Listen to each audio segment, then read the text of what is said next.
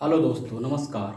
आप सभी का हार्दिक अभिनंदन है आपके अपने YouTube channel target with BP sir में। आज हम आपके लिए उपसर्ग, प्रत्यय और वाक्य रचना की क्लास लेकर आए हैं। जैसा कि पिछली कक्षा में हमने शब्द भेद के बारे में पढ़ाया था और शब्द भेद में हमने एक प्रकार का शब्द भेद के वर्गीकरण बताए थे। हमने बताया था व्युत्पत्ति, व्युत्पत्ति के आधार पर वर्गीकरण। दूसरा बताया था उत्पत्ति एवं इतिहास के आधार पर। तीसरा बताया था रूप और प्रयोग के आधार पर बताया था, व्याकरण के आधार पर बताया था। चौथा अर्थ के आधार पर वर्गीकरण पढ़ाया था। इसमें हमने एक प्रकार का वर्गीकरण पढ़ चुके थे, उत्पत्ति, बनावट या रचना के आधार पर हमने वर्गीकरण पढ़ लिया था, जिसमें हमने बताया था उत्पत्ति या रचना बनावट के आधार पर शब्द कितने प्रकार के होते हैं। 3 प्रकार के होते हैं, रूढ़ शब्द, यौगिक शब्द, योग रूढ़ शब्द। जब हमने यौगिक शब्दों की रचना पढ़ी थी तो हमने बताया था यौगिक शब्दों की रचना 3 प्रकार से हो सकती है, उपसर्ग से, प्रत्यय से और समास से। हालांकि समास की क्लास हम पहले पढ़ चुके हैं। अब बात आती उपसर्ग और प्रत्यय, इसीलिए हम आज शब्दों के वर्गीकरण को ना पढ़ के आज हम उपसर्ग और प्रत्यय के बारे में पढ़ते हैं। स्टार्ट करते हैं।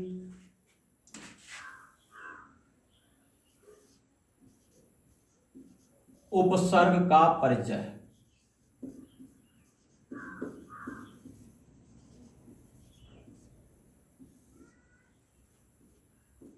समझते हैं उपसर्ग होता क्या है। उपसर्ग जो शब्द है वह 2 शब्दों से मिलकर बना है।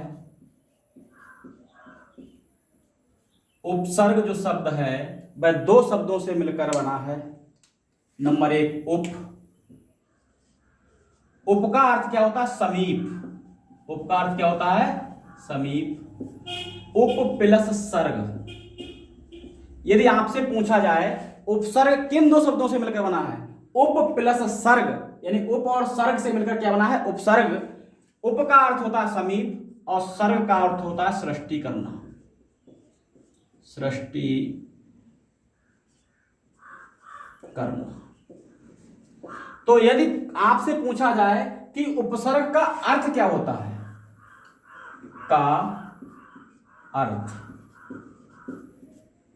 उपसर्ग के अर्थ की बात कही जाए तो हम क्या कहेंगे?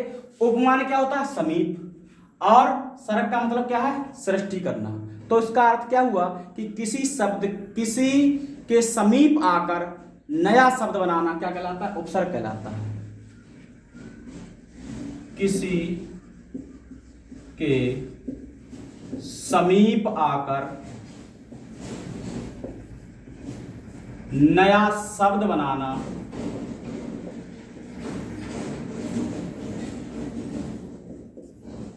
क्या कहलाता है? उपसर्ग का शाब्दिक अर्थ कहलाता है। अगर पूछा जाए उपसर्ग का शाब्दिक अर्थ क्या है तो हम कह सकते हैं किसी के समीप आकर नया शब्द बनाना ही उपसर्ग कहलाता है।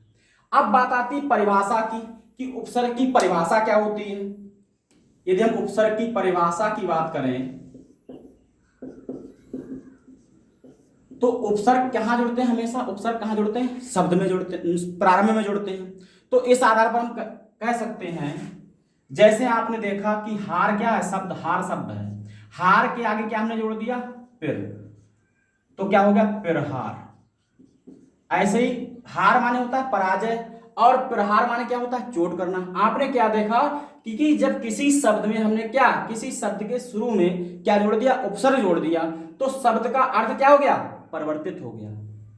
शब्द का अर्थ परिवर्तित हो गया। इस प्रकार से हम कह सकते हैं उन शब्दों, वे शब्द, जो शब्दांश, या हम कह सकते हैं कि जो शब्दांश,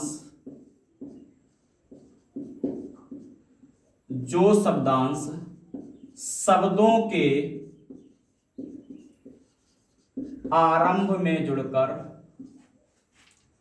आरंभ में जुड़कर उनके अर्थ में विशेषता या परिवर्तन ला देते हैं अथवा अर्थ बदल देते हैं,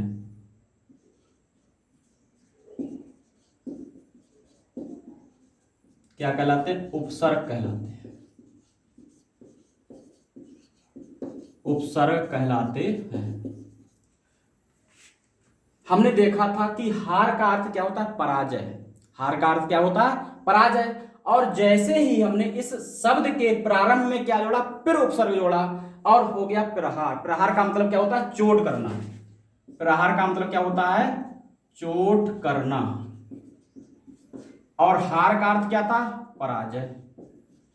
आपने देखा कि जो पराजय शब्द था, जिसका अर्थ पराजय था, अब वह परिवर्तित क्या हो गया? चोट करना। जैसे यदि हम इसमें सम जोड़ दें,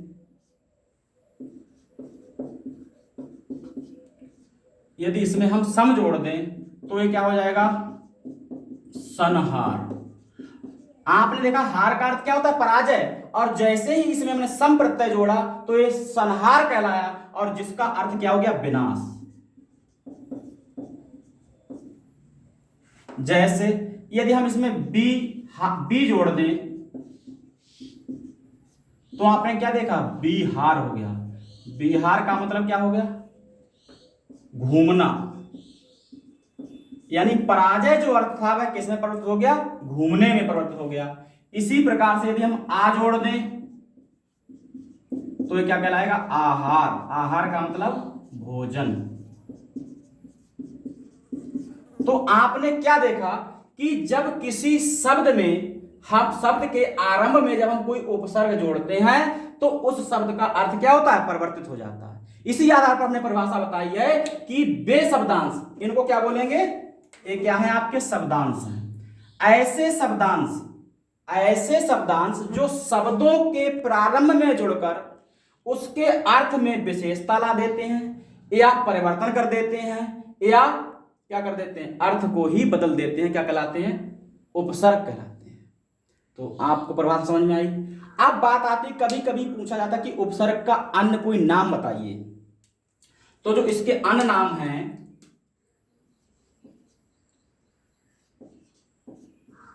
उपसर्ग का अन्य नाम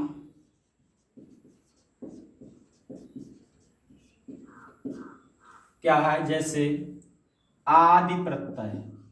आदि माने होता है प्रारंभ। चूंकि शुरू में जुड़ते हैं तो इसीलिए इन्हें आदि प्रत्यय भी कहते हैं। और व्युत्पत्ति मूलक, व्युत्पत्ति मूलक प्रत्यय। चूंकि इनसे नए नए शब्दों की रचना होती है इसीलिए इन्हें रचनात्मक प्रत्यय भी कहते हैं। रचनात्मक। तो आपने क्या समझा कि यदि आपसे कोई उपसर्ग के अन्य नाम पूछा जाए तो चूंकि शुरू में जुड़ते हैं इसीलिए इन्हें आदि प्रत्यय भी कहते हैं। इनसे नए शब्दों की उत्पत्ति होती है इसीलिए इसे व्युत्पत्ति मूलक भी कहते हैं। नए शब्दों की रचना होती है इसीलिए इन्हें रचनात्मक प्रत्यय भी कहते हैं। अब बात आती है कि प्रत्यय होते कितने प्रकार के होते हैं। प्रत्ययों का विभाजन 3 प्रकार से किया जाता है। उपसर्गों का विभाजन 3, उपसर्ग होते कितने प्रकार के हैं? उपसर्गों का विभाजन हम 3 प्रकार से करते हैं। नंबर 1 संस्कृत के उपसर्ग, नंबर 2 हिंदी के उपसर्ग, और नंबर 3 उर्दू के उपसर्ग। संस्कृत के उपसर्गों की संख्या 22 होती है। हिंदी के उपसर्गों की संख्या वैसे तो 10 होती है लेकिन कई भाषाविद जो हैं इसे 13 मानते हैं। और उर्दू के उपसर्गों की संख्या 19 होती है। वीडियो अधिक लंबा ना हो इसीलिए हम उन उपसर्गों को लिख ले रहे हैं, तब तक आप स्क्रीनशॉट ले सकते हैं।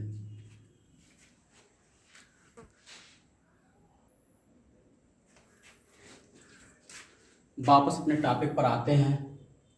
हमने बताया कि संस्कृत के उपसर्गों की संख्या कितनी होती है? 22 होती है। और हिंदी के उपसर्गों की संख्या वैसे तो 10 होती है लेकिन कुछ भाषाविद इसे 13 मानते हैं। और वो 13 होते कौन कौन से हैं? जैसे कुछ भाषाविद आ और अन को एक ही मानते हैं और जबकि कुछ इन्हें अलग अलग मानते हैं। इसी प्रकार का और कु और का को अलग मानते हैं, सु और सा को अलग अलग मानते हैं, जबकि कुछ भाषाविद इन्हें एक एक ही मानते हैं। इसी प्रकार से अन, का और सा जब अलग हो जाते हैं तो 10 तो ए, और जब 3 ए अलग हो जाते हैं तो 13 हो जाते हैं। उर्दू के उपसर्गों की संख्या 19 होती है। उर्दू के उपसर्ग कहां से लिए गए? अरबी फारसी भाषाओं से लिए गए हैं। परीक्षा में क्या होता है, कभी कभी उपसर्गों से 3 प्रकार के क्वेश्चन पूछे जाते हैं।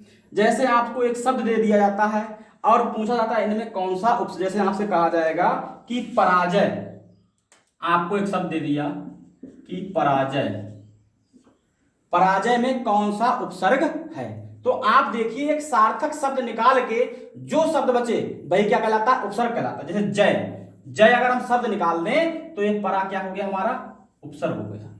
जैसे हम कहें अत्यधिक, अत्यधिक, अब ये संधि से आप, जब हमने संधि की क्लास पढ़ाई थी तो हमने बताया था अत्यधिक क्या होता, अति प्लस अधिक। तो आपने क्या देखा, से मूल शब्द क्या था, अधिक, और अधिक में क्या सा उपसर्ग लगा था, अति उपसर्ग लगने से क्या बन गया था, अत्यधिक। तो यदि आपसे पूछा जाए कि अत्यधिक में कौन सा उपसर्ग है, तो अति। तो कहने का तात्पर्य हुआ कि पहला क्वेश्चन क्या आता है कि आपको एक शब्द दे दिया जाएगा और आपसे पूछा जाएगा कि इसमें कौन सा उपसर्ग है। दूसरा क्वेश्चन इस प्रकार से पूछता है कि आपसे पूछेगा कि निम्न में किस शब्द में उपसर्ग का प्रयोग हुआ है। इस टाइप से आपको 4 शब्द दिए जाएंगे। जैसे आपसे कहा जाएगा महत्व, बी पढ़ाई, सी नौकरी और डी उपदेश। अब आपसे ये 4 शब्द दिए हुए होंगे और आपसे पूछा जाएगा कि निम्न में किस शब्द में उपसर्ग का उपयोग हुआ है। दूसरा टाइप ए होता है। तब आप देखिए यहाँ क्या महत्व, यहाँ तो प्रत्यय का, तो प्रत्यय का प्रयोग हुआ। यहाँ आई क्या है, पढ़ धातु में आई प्रत्यय लगा हुआ, तो यहाँ आई प्रत्यय का प्रयोग हुआ। यहाँ ई प्रत्यय, नौकर में ई लग गया, नौकरी। यहाँ पहले कुछ नहीं लगा है। जब हमने यहाँ पर किया उप, देश में क्या जोड़ दिया हमने, उप, तो यहाँ किस शब्द में प्रत्यय का उपसर्ग का प्रयोग हुआ है, डी वाले शब्द में उपसर्ग का प्रयोग हुआ है। तो पहला क्वेश्चन कि आपको एक शब्द दिया जाएगा और पूछा जाएगा इसमें कौन सा उपसर्ग है। दूसरा, आपसे 4 शब्द दिए हुए होंगे और पूछा जाएगा इनमें से कौन सा, इसमें किस शब्द में उपसर्ग लगा हुआ है। कभी कभी ये भी पूछता है कि परा उपसर्ग का क्या अर्थ होता है, या उन्होंने पूछ लिया अति उपसर्ग का क्या अर्थ होता है। कई बार क्वेश्चन पूछा गया है कि अति उपसर्ग का क्या अर्थ है। तीसरा जो क्वेश्चन है वह आपसे इस प्रकार से पूछा जाएगा कि अति उपसर्ग का क्या अर्थ है या परि उपसर्ग का क्या अर्थ है। तो अति का अर्थ होता है अधिक या बाहुल्य, और परि का क्या अर्थ होता है, चारों। तो हमने आपको क्या किया, प्रत्येक उपसर्ग लिखवाए हैं और उनके क्या लिखवाए, अर्थ भी लिखवाए हैं। जैसे अति है, अति का उपसर्ग क्या होता है, अति उपसर्ग का अर्थ क्या होता है, अधिक। और ऐसे से शब्द क्या क्या बन सकते हैं, अति उपसर्ग से क्या क्या शब्द बन सकते हैं। देखिए जैसे आपसे पूछा जाएगा अति उपसर्ग से कौन से शब्द बन सकते हैं, 4 विकल्प दिए हुए होंगे। तो अति से हम क्या है, यहां पर यण संधि का बहुत ध्यान रखना है। अति से बनता है अत्यंत,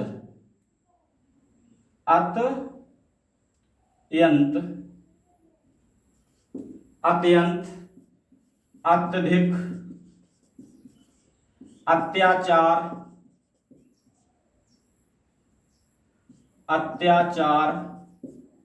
तो ऐसे बहुत सारे शब्द बन सकते हैं। आपको क्या है, जैसे आपसे अत्यधिक शब्द दिया हुआ है और पहचानने को आएगा कि इसमें कौन सा उपसर्ग है। आपको शुरू में अति दिखाई नहीं दे रहा, लेकिन आप ध्यान रखना कि जब या से पहले आदाता हो, या से पहले आदाता हो, या से पहले आदाता हो, तो वहां कौन सा उपसर्ग जुड़ा हुआ होता है, अति उपसर्ग जुड़ा हुआ होता है। इसी प्रकार से जैसे अधि है, अधि का अर्थ क्या होता है, समीप या ऊपर। अनु का उपसर्ग क्या होता है, पीछे या साथ। अप का अर्थ क्या होता है, दूर या हीन भावना। अभि का उपसर्ग, अभि का उपसर्ग का अर्थ क्या होता है, ओर। जैसे हम कहते हैं अभिमुख, यानी मुख की ओर या समीप। अब का अर्थ क्या होता है, दूर या नीचे। आ का अर्थ क्या होता है, तक या कम या इधर। उत या उद, दोनों का अर्थ क्या होता है, ऊपर या उन्नति। दुह या दुर का अर्थ क्या होता है, बुरा या कठिन। इसी प्रकार से उप का अर्थ क्या होता है, निकट, सहायक या छोटा। दुस, यहां चाहे तालव्य सा हो, चाहे दंत सा हो, चाहे मूर्धन्य सा हो, तीनों का अर्थ क्या होता है, बुरा या कठिन। इसी प्रकार से नी का अर्थ होता है नीचे या भीतर, नहीं या निस का अर्थ होता है बिना या बाहर या निषेध। इसी प्रकार से निर का भी अर्थ यही होता है। परि का अर्थ होता है चारों ओर, प्र का अर्थ होता है अधिक या आगे, प्रति का अर्थ होता है और या उल्टा। इसी बी का अर्थ क्या होता है बिना या अलग, सम का अर्थ पूर्ण या सहयोग, अन का अर्थ नहीं या बुरा, सु का अर्थ अच्छा या सुंदर, परा का अर्थ पीछे या उल्टा। उल्टा मतलब क्या, जैसे विलोम शब्द, जैसे हमने आपका अर्थ क्या है, जैसे जय, जय क्या शब्द है, अगर इसमें मैंने पराजय उपसर्ग लगा दिया तो ये क्या हो गया, अर्थ इसका उल्टा हो गया, इसीलिए क्या कहलाया पराजय। पराभव। आपको क्या करना है, सबसे पहले इन उपसर्गों को पहले संस्कृत के उपसर्ग 2-3 बार पढ़िए, फिर हिंदी के भी उपसर्ग 2-3 बार पढ़िए, फिर उर्दू के उपसर्ग भी 2-3 बार पढ़िए। जब 2-3 बार पढ़ेंगे और इनमें थोड़ा सा ध्यान रखिए कि जहां पर जे शब्द लगेंगे, जब उर्दू के उपसर्ग जिन शब्दों में लगाते हैं तो वह उपसर्ग उर्दू जैसे लगने लगते हैं, वह जो शब्द बनते हैं वह उर्दू जैसे लगने लगते हैं। तो इसलिए उर्दू के उपसर्ग 2-3 बार पढ़ेंगे तो हमें अपने आप समझे। जैसे हम सफर, हम सफर कैसा शब्द है, उर्दू शब्द है। जैसे हर दिन, इसी प्रकार से कमतुर, खुशकिस्मत, खुशकिस्मत कैसा शब्द है, उर्दू शब्द है। तो आप गैर जिम्मेदार, गैर वाजिब, तो इस प्रकार से जो शब्द लगाएंगे, दरमियान, ये कैसे शब्द हैं, उर्दू शब्द हैं। तो उर्दू के उपसर्ग आप फटाक से पहचान लेंगे। आपसे क्वेश्चन ये भी पूछ सकता है कि निम्न में कौन सा उर्दू का उपसर्ग है, 4 उपसर्ग दिए हुए होंगे और आपसे पहचानने के लिए आ सकता है कि कौन सा उर्दू का उपसर्ग है। तो जब इनसे शब्द बनाएंगे, आप इनसे शब्द बनाएं अपने आप। अधिक से अधिक क्या कर सकते हैं आप, आदित्य पब्लिकेशन किताब का उपयोग कर सकते हैं। जो हम पाठ्यक्रम पढ़ा रहे हैं उन पाठ्यक्रम को पढ़कर आदित्य पब्लिकेशन किताब से आपके पीछे के जो क्वेश्चन, ऑब्जेक्टिव क्वेश्चन दिए हुए होते हैं और वो सारे किसी ना किसी कॉम्पिटिटिव एग्जाम में आए हुए होते हैं। तो हिंदी के लिए जो आदित्य पब्लिकेशन की किताब है वह बहुत अधिक उपयोगी है। जब हम जो पाठ्यक्रम, जो आपको सिलेबस कॉन्सेप्ट सिखाएं, उसके बाद जस्ट आप उससे क्वेश्चन किया करें। तो जब हम उपसर्ग पढ़ा रहे हैं, आपका एक काम होगा, जो हम उपसर्ग पढ़ा रहे हैं इनसे आप शब्द बनाकर देखें। जैसे हमने अभी बताया कि अति है, अति से आप क्या शब्द बनाकर देखेंगे, अत्यधिक, अत्याचार है।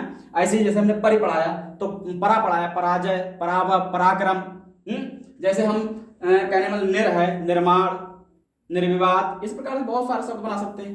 फिर से, प्रहार, ठीक है, प्रदोष, तो बहुत सारे। जैसे प्रति से प्रतिकार, उप है, उप से उपकार, अप है, अप से अपमान।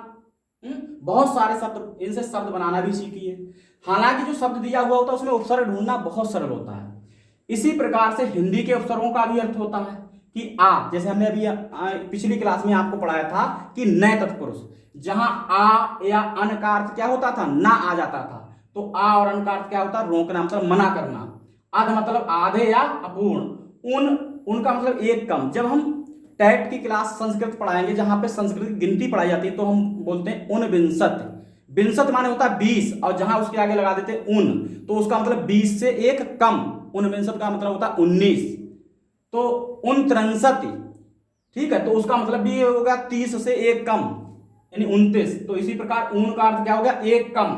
और अब का अर्थ क्या होता है, मना करना। दू का मतलब हीन, नी माने अभाव या विशेष, बिन माने निषेध, भर माने ठीक या पूरा, पर माने दूसरा, कु या का हो, इसका मतलब बुरा या हीन ही होता है। सु या सा का मतलब श्रेष्ठ या साथ ही होता है। इस प्रकार से हम क्या कर सकते हैं, इनके अर्थ को बार बार पढ़ेंगे। क्योंकि आप, सबसे बड़ी दिक्कत क्या आती है, जब कभी परीक्षा में आपसे किसी उपसर्ग का अर्थ पूछा जाए तो आप अर्थ बताने में ही थोड़ी दिक्कत हो सकती है। बाकी जब आपसे कोई शब्द दिया हुआ हो और उपसर्ग पहचानने के लिए आए तो आप आराम से उपसर्ग पहचान सकते हैं। और इन उपसर्गों को अलग अलग ध्यान से पढ़ना कि कौन सा उपसर्ग हिंदी का है, कौन सा उर्दू का है और कौन सा संस्कृत का है। क्योंकि परीक्षा में एक क्वेश्चन भी पूछा जाता है कि निम्न में कौन सा उपसर्ग हिंदी का है या कौन सा संस्कृत का है। तो आप चाहें तो स्क्रीनशॉट ले सकते हैं। बाकी इन सारे नोट्स की पीडीएफ हमारे टेलीग्राम चैनल पर मिल जाएगी। आगे हम बात करते हैं प्रत्ययों की।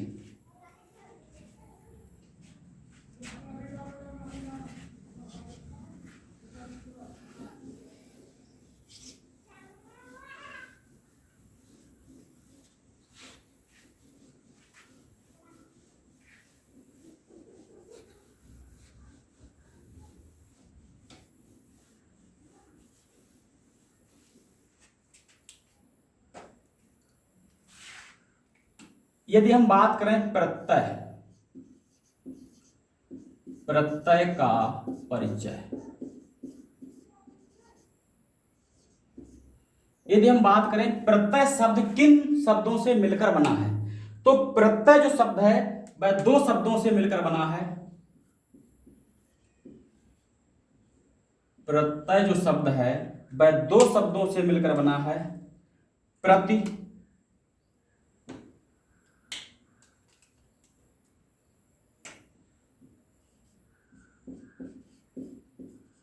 प्रति और प्लस अय, प्रति प्लस अय। प्रति का अर्थ क्या होता है? साथ में परंतु बाद में,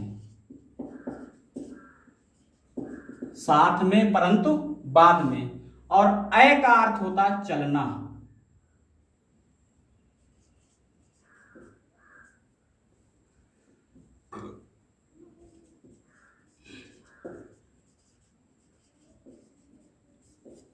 तो यदि आपसे पूछा जाए कि प्रत्यय किन दो शब्दों से मिलकर बना होता है, तो प्रति प्लस अय। अब इस आधार पर यदि हमसे पूछा जाए कि प्रत्यय का अर्थ क्या होता है, क्या अर्थ हो गया? साथ साथ परंतु बाद में जो शब्द चलते हैं तो वो क्या कहलाता है? पीछे चलना, पीछे चलना। अय माने चलना ही होता है। यहां साथ साथ परंतु बाद में और अय माने चलना, तो इसका अर्थ क्या हो गया? पीछे चलना। तो प्रत्यय का क्या अर्थ हो गया? पीछे चलना। अब बात आती है इसकी परिभाषा की। आपसे पूछा जाए कि प्रत्यय की परिभाषा क्या होती है, हमने बताया था उपसर्ग कहां जुड़ते हैं? प्रारंभ में। और प्रत्यय कहां जुड़ते हैं? बाद में। तो इसीलिए हमने बोला पीछे चलना। तो इस हिसाब से हम परिभाषा इसकी क्या बोल सकते हैं?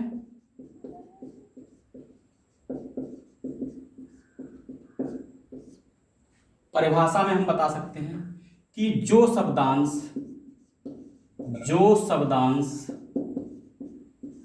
शब्दों के, वहां क्या था? शब्दों के प्रारंभ में जुड़कर, और यहां हम क्या बोलेंगे? शब्दों के अंत में जुड़कर, शब्दों के अंत में जुड़कर क्या करते हैं? अर्थ में विशेषता या परिवर्तन ला देते हैं, प्रत्यय कहलाते हैं, प्रत्यय कहलाते हैं। ठीक है। जैसे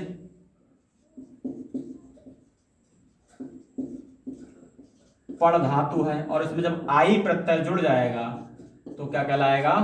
पढ़ाई। ठीक। जैसे नौकर है, जब नौकर में ई प्रत्यय जोड़ देंगे तो क्या कहलाएगा? नौकरी। तो कहने का तात्पर्य क्या हुआ कि जो शब्दांश, ये भी एक प्रकार के क्या होते हैं? शब्दांश ही होते हैं, शब्दों का अंश ही होते हैं। चूंकि प्रत्ययों का अपना कोई अर्थ नहीं होता है, और क्या होता है, जो हमने बताया उपसर्गों के अपने अर्थ होते हैं, इसीलिए स्वतंत्र रूप से प्रयोग में नहीं लाए जाते हैं। प्रत्ययों का अपना कोई अर्थ नहीं होता है, इसीलिए स्वतंत्र पूर्वक उपयोग नहीं किए जाते हैं। आगे बात आती है कि प्रत्ययों का विभाजन। प्रत्ययों का विभाजन हम कितने प्रकार से कर सकते हैं, समझिए।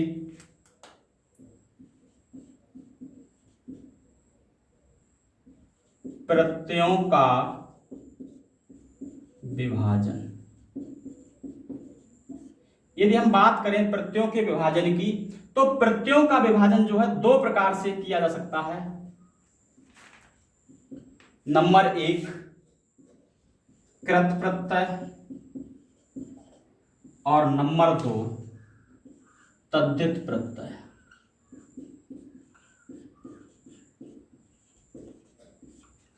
अब बात आती है कि कृत प्रत्यय क्या होते हैं और तद्धित प्रत्यय क्या होते हैं। कोई आपसे पूछ ले कि कृत प्रत्यय कहते किसे हैं। देखिए, जो शब्दांश, कहने का मतलब जो शब्दांश किसके, धातु के पीछे लगकर बनते हैं, धातु के पीछे लगाए जाते हैं, धातु के अंत में जुड़ते हैं, हम कह सकते हैं कि जो शब्दांश धातु के अंत में जोड़े जाते हैं उन्हें क्या कहते हैं? कृत प्रत्यय कहते हैं। और जो शब्दांश शब्दों के अंत में जोड़े जाते हैं तो उन्हें क्या कहते हैं? तद्धित प्रत्यय कहते हैं। जैसे आपका धातु क्या था? पड़, जैसे पट है या पड़ क्या है? आपकी धातु है, और पड़ में क्या जोड़ दिया हमने? आई, तो क्या कहलाया? पढ़ाई। या जैसे लेख, लेख आपकी क्या है? धातु है। सबसे पहली बात समझना है कि जो शब्दांश धातुओं के अंत में जुड़कर बनते हैं उन्हें क्या कहते हैं? जो शब्दांश धातुओं के अंत में जोड़े जाते हैं उन्हें कृत प्रत्यय कहते हैं, और जो शब्दांश शब्दों के अंत में जोड़े जाते हैं उन्हें तद्धित प्रत्यय कहते हैं।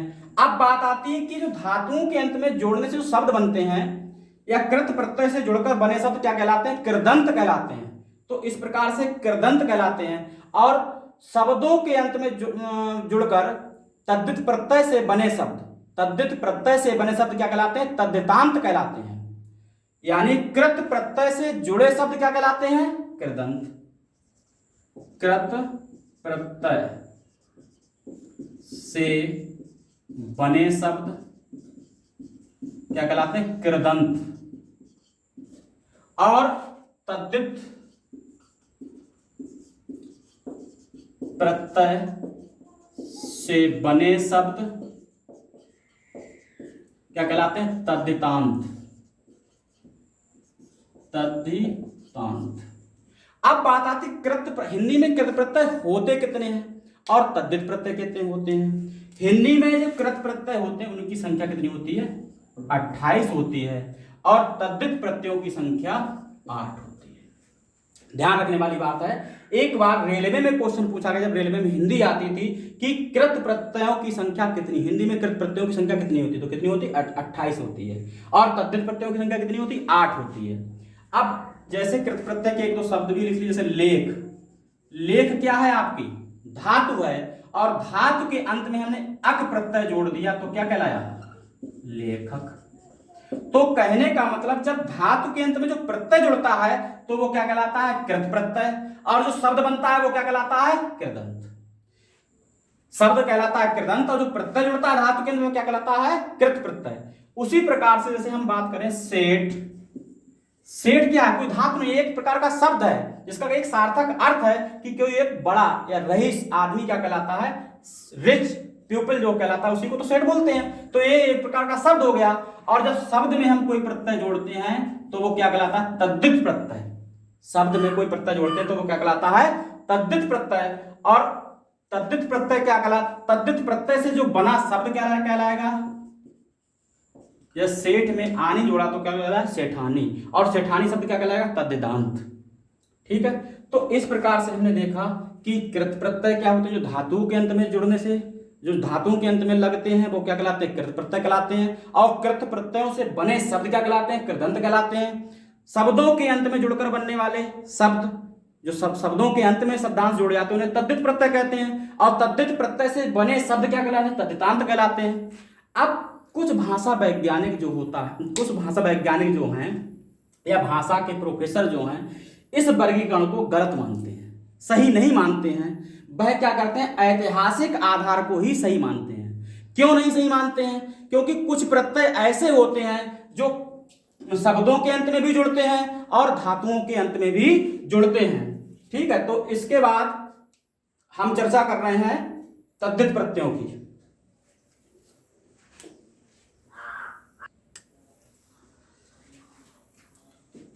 आगे देखिए,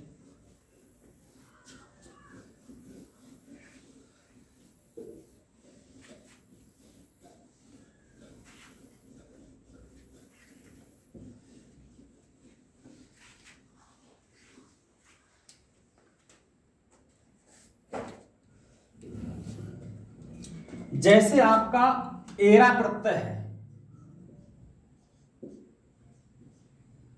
एरा प्रत्यय है, तो एरा प्रत्यय है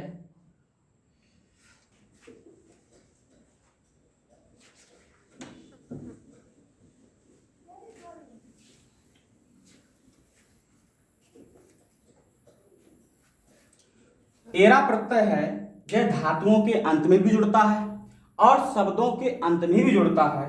जैसे हम बात कहें कि लुट, यदि लुट धातु में एरा प्रत्यय जोड़ें तो क्या बन जाएगा? लुटेरा। और ए क्या हो गया?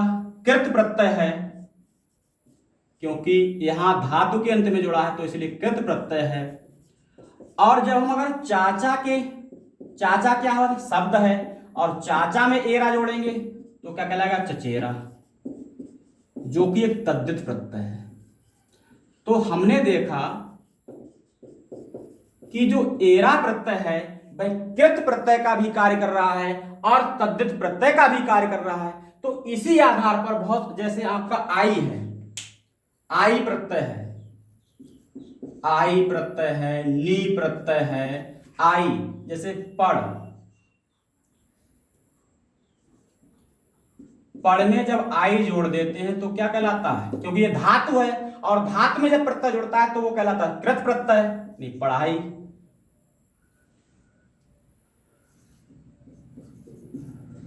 और जैसे हम पंडित शब्द, पंडित एक शब्द है और जब इसमें हम जोड़ दें आई तो ये कहलाता है पंडिताई। यानी कि ये क्या कहलाया?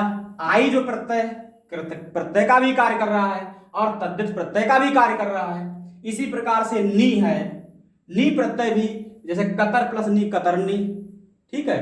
और नौकर प्लस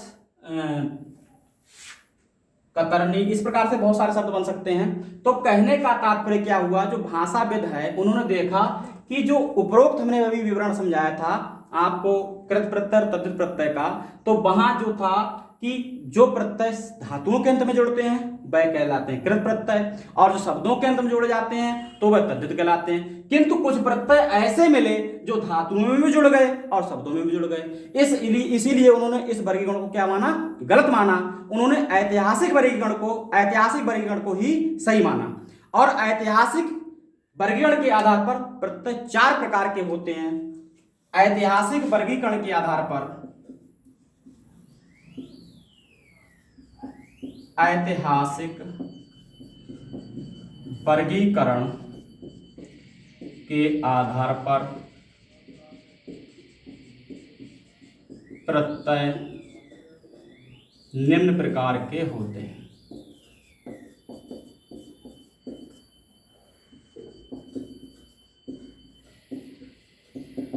नंबर 1 तत्सम प्रत्यय, नंबर 2 तद्भव प्रत्यय, नंबर 3 देशज प्रत्यय और नंबर 4 विदेशज प्रत्यय।